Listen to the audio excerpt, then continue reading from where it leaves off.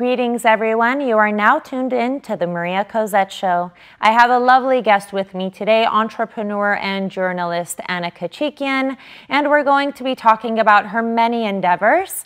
And of course, if you'd like to find out more about our show, visit mariacozette.com/television. Stay with us. Hello everyone, welcome to the Maria Cozette Show. I have a lovely guest with me today, Anna Kachikian, entrepreneur and journalist, and we're going to discuss all the amazing things that she's doing. So welcome, Anna. Thanks, Maria. I'm so happy to be here. Likewise. Last time we were on camera, you were on your my set. Yes. And congratulations. This is beautiful, and I know this is a big endeavor, and I'm so excited for you. I can't wait to watch it. Thank you, thank you. So let's talk about your endeavors and all the great things that you're doing. First off, let's talk about your background. I know that you've done internships at various TV stations. What were the dynamics there, and then how did you translate those skills into what you're doing now? Well, I got my degree in broadcast journalism from Cal State Northridge. And from there, I did do a lot of internships. Back then, internships were free, so I was basically living off my mom and credit cards. I interned at CNBC Business News, and honestly, I can confidently say one of the biggest regrets I have in my journalism career is when I was at CNBC not learning about the stock market. At the time I was young and I didn't think business news was fun or interesting. Right. So I really regretted that, but it was a big eye-opening experience to work at CNBC. I loved my time at CNBC. And then I went to NBC News Channel, which was basically gathering news from all news stations around the nation that was local news stations that were relevant on a national level. Okay. I had a lot of fun doing that internship. Again, learned a lot, and confirmed that journalism is my thing. Yeah, absolutely. I mean, just from talking to you, and I think anyone that's ever met you can say the same, is just you exude that, you know, you have that presence. Yeah. So a lot of people recognize you from TMZ. Let's talk about your role a little bit there. Yeah, so my experience at TMZ is just like any other young person coming out of college. There were the positives and there were the negatives. Right. I managed a media library there, and I worked at TMZ for a little over 8.5 years. And then from there, I'd never been on camera before. And so I realized that entertainment was fun being on camera. And I took those skills and I developed the Anna Report. Yes, and we're going to talk about that, absolutely. Yes. I want to really say that I admire your tenacity in developing multiple facets as a writer, as an editor, being in front of the camera. Yeah. How does your typical day look in, for example, creating content for the Anna Report? Well, the Anna Report it's basically I took the television aspect of it and I now do it online. And we talk about dating and relationships. Right. And it's predominantly a male audience. And I kind of tell the boys how to treat women properly. I love it. I love yes. it. And so it's been a lot of fun. My day typically is honestly spent in this gray hoodie. Very different from your floral, beautiful getup now. Honestly, like I wish I could wear the hoodie just to show people, like, this is what it looks like. This is what it takes. This is just like a lot of hard work, I'm sure. Yeah, this is just, I get to dress up and talk about it now once in a while. But honestly, that gray hoodie, I wake up, I put that on, I grab my laptop, and here we go. I love it. That's awesome. And it really, I mean, what you deliver to the audience with the Anna Report, and then we're going to come back and talk about the Armenian Report. It's incredible how it's put together, the substance and all of that. So kudos to you. And please stay with us because we have a lot more to talk about with Miss Anna Kachikian. 7Q Spa Laser and Aesthetic Center has opened its doors to their new location in Glendale, a luxurious space offering cutting-edge technologies, including laser hair removal for men and women, all injectables and fillers, Botox, Restylane, Kybella, Juvederm Ultra Plus, and all other variations, PDO thread lift, PRP facial with mesotherapy and microneedling. Visit their new location, 7Q Spa Laser and Aesthetic Center. Hello everyone, we're back with the Maria Cozette Show. My guest today is Anna Kachikian. Hi. So let's talk about the Armenian Report. Yeah. It was recently launched, most recently, not too recent, but it's already gained massive popularity. It's the go-to for people to check out the Armenian news. I love how you put it together. Again, takes a lot of work to do that. So describe your process in gathering, editing, putting together all of that content. Yeah, so the Armenian Report was created just by, when there's a need for it, it just sticks, I guess. Right. And I came to find out not only was there a need for me being a young Armenian living in the diaspora, I realized we do care about what's happening back home. Absolutely. It's just that the way the news is being delivered to us, we're not there where the news is, and we spend our time online on social media. So having a journalism degree, I started reporting on what was happening in Armenia during the revolution, and I realized I wasn't alone. I wasn't alone to care about what was happening over there. I wasn't alone.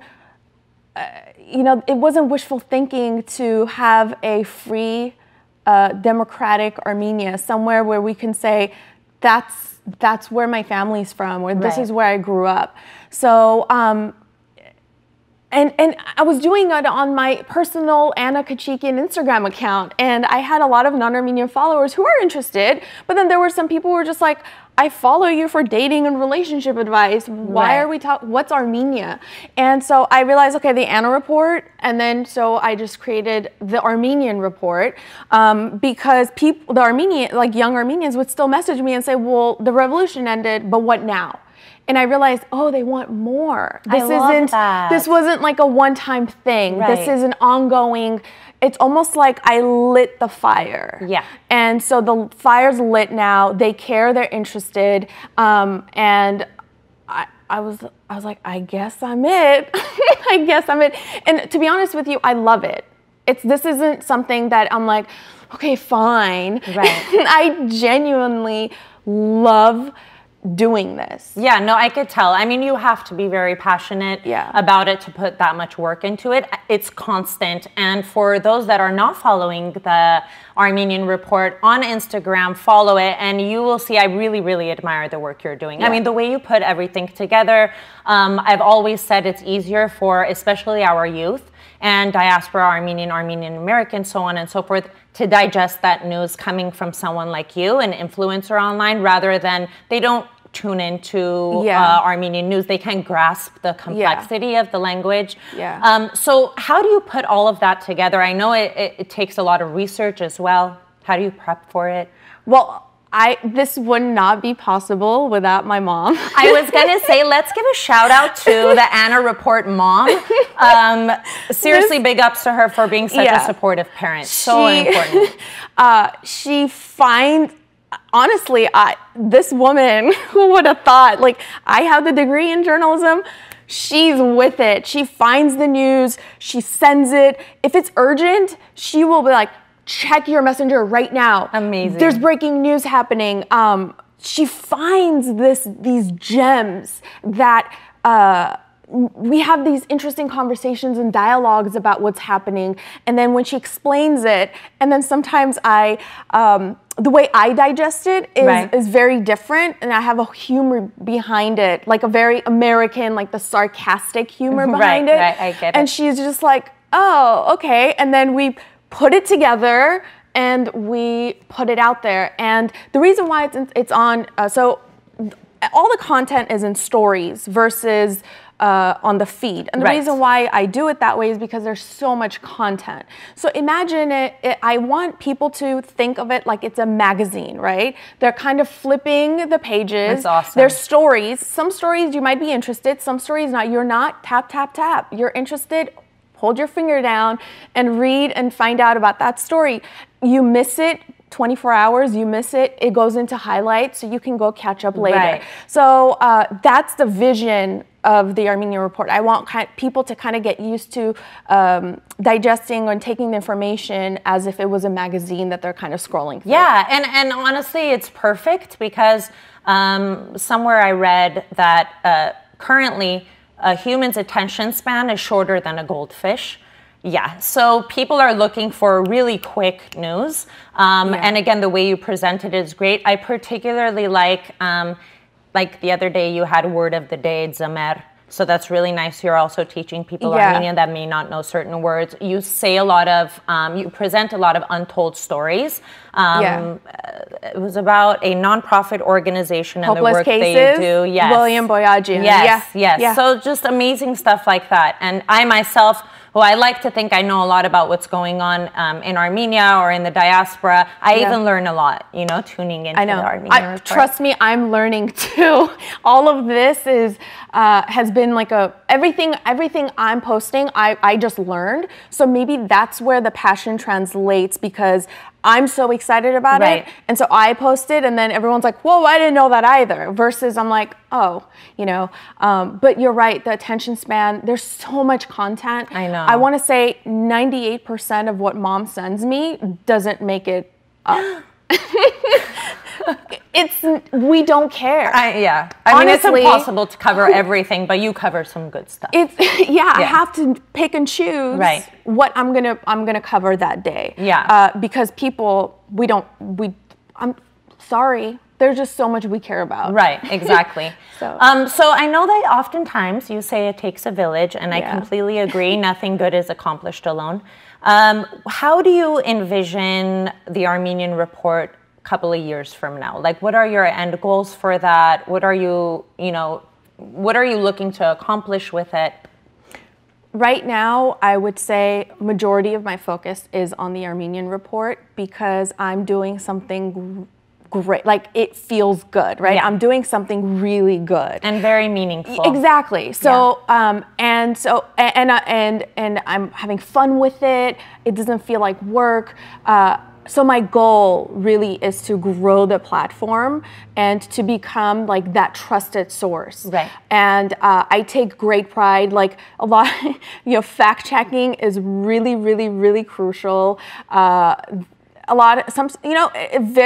It's so normal for people to kind of harp on you and say, this is old or this happened. Oh, goodness, of course. Of course, right? Please. Of course. Yeah. But it's funny because I always have a reason for why I do that. Like the other day I posted an old video of someone and I knew it was old video, but I was going to follow it up with the what's happening now video. Right. And so before I got to that, because I need some time for people to digest, kind of like talk about this, right? Create a buzz, and then post the next one. And there's always a purpose. So my goal is to create a really big platform so that it's not, when I say it takes a village, it's not just mine. Right. I want everyone to feel like they contributed and they care about this platform. And I would love to see, other future kids coming out of journalism school have the interest to kind of come and work for the Armenian Report and be a part of it, versus when I was growing up, it was you go to journalism school and you go work at ABC, right? Like that was your goal. And so I wanted to be like, oh, I want to go for, like, I want to do something good and I want to go work for the Armenian Report. Right. And because of the internet, everything is so small now. The world is so small, I mean. Yes. The world is so small. So you work for the Armenian Report, it's global. Like you're connecting with Armenians from all over the world. Yeah, absolutely. And you have given that message, I've noticed. You've made it everyone's kind of thing. You know, you've made it so that it appeals to everybody, and you're kind of engaging them and inviting them to contribute to the platform. Absolutely, you've that's done very a good important job to at me. that. Yeah, I've definitely gotten that take. That's very important to me. Tell me some advice you would give for aspiring journalists. Fact check, fact check. Fact check, yes. Fact check. You have to love what you're doing. I remember when I decided I was going to go into journalism, and before I graduated, everyone told me, you have to love what you're doing because you're going to be broke for a really long time. And it's true. Okay? It's okay. I can tell you the same in music, television. Yes. It's true. So you have to really, really love it.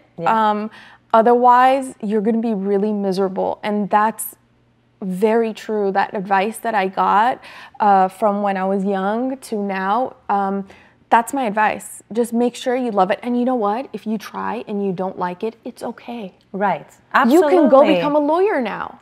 Like, it's fine. At least you tried. Yeah, don't do it because you're like, well, I already got my degree and I'm here and I have to do it. No, no.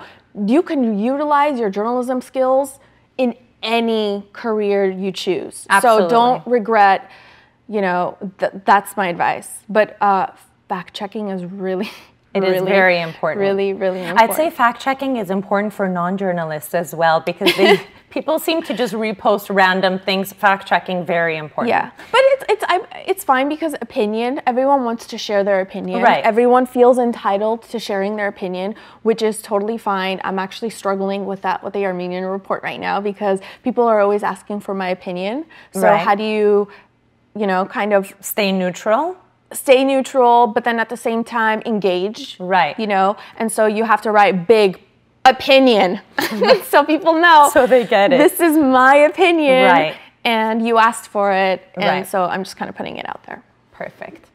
And my last question I ask all my guests is, why do you think it's important for professionals to have a creative outlet and exercise both sides of the brain, be logical, have business acumen, because you have created a very strong brand with your glasses, and of course, as an intelligent young female, but you also have that creative side. So why is it important for professionals to have a creative side? Inspiration. Yes. It's what it is. If you have to be inspired, and creativity helps you to be inspired. And that inspiration is that flame. It's that, you need that every morning or every time you're down or anytime you need that inspiration. So you have to constantly look for that inspiration. Even in business, sometimes when I'm like, oh, I have to make this boring, sales call and negotiate. Where do I find the inspiration? And you call Google Tony Robbins or something. I don't know. Find inspiration. Something, yeah. So it's so important. The inspiration is crucial, and that's creativity. Said. Yes, absolutely. Thank you so much. I don't want to let you go. Thank you. But thank you so much for blessing my set. I really appreciate it and wish you the very best in all your endeavors. Thank you so much. Absolutely. Once again, Anna Kachikian, to follow all the amazing things that she's doing, go to Instagram, follow Anna Kachikian, of course, and also the Armenian Report, and then Facebook Live. She goes on Wednesday evenings for the Anna Report. And stay with us. We have a lot more on the Maria Cozette Show. The Art of Giving, where we spotlight a charitable organization. The Armenian Tree Project is based out of Watertown, Massachusetts, and provides vitally important environmental projects in Armenia's cities and villages, seeking the support and advancement of reforestation. ATP has made tremendous strides in their mission. To date, they have planted and restored more than 5.5 million trees. Yes, you heard that right. In addition to their significant contributions to our environment, their efforts provide an avenue for hundreds of jobs and opportunities for professional growth in Armenia. ATP's three major initiatives include planting trees at urban and rural sites, environmental education, and sustainable development and poverty reduction. What is most notable to realize about the important work the Armenian Tree Project does is that no matter where the trees are rooted, this is everyone's cause as they work to replenish our planet. For more information about ATP and all the incredible work they do, visit armeniantree.org. Know the Greats, where we spotlight a legend. And it's only appropriate with all this talk of journalism that we spotlight the very first journalists. American journalism began in 1690 when Benjamin Harris edited and published the very first multi-page newspaper, titled The Public Occurrences Both Foreign and Domestic. It was very uniquely structured in providing 3 pages of content and a 4th blank page, where the public could write pieces of their own and hand out to others. He was naturally all about spreading the news. The paper focused on local news, gossip, and current events, such as the atrocities of the Native Americans. Unfortunately, Harris was imprisoned and the next publication didn't see the light of day until 1704. Originally from London, Harris faced a lot of scrutiny due to his controversial pieces, mostly which were anti-Catholic. He moved to Boston in 1686 and started the London Coffee House, which provided both men and women access to foreign newspapers. This was an unusual concept at the time, as both genders were not offered access to equal opportunities and material. Benjamin Harris was an active member of the community and consistently displayed acts of altruism by supporting the homeless population and orphanages. A true pioneer, setting the bar for journalists to follow in the spirit of bringing us the real news, no matter the sacrifice. That's a wrap for the Maria Cozette Show. Thank you so much for tuning in. Much love to my guest today, Anna. It was great having you on. Please email us with any inquiries, questions. We love to hear from our audience. Email info@mariacozette.com. Well, that's about it, everyone. Please remember to stay creative. And now I'm just going to go ahead and sign into the Armenian Report and see what's going on.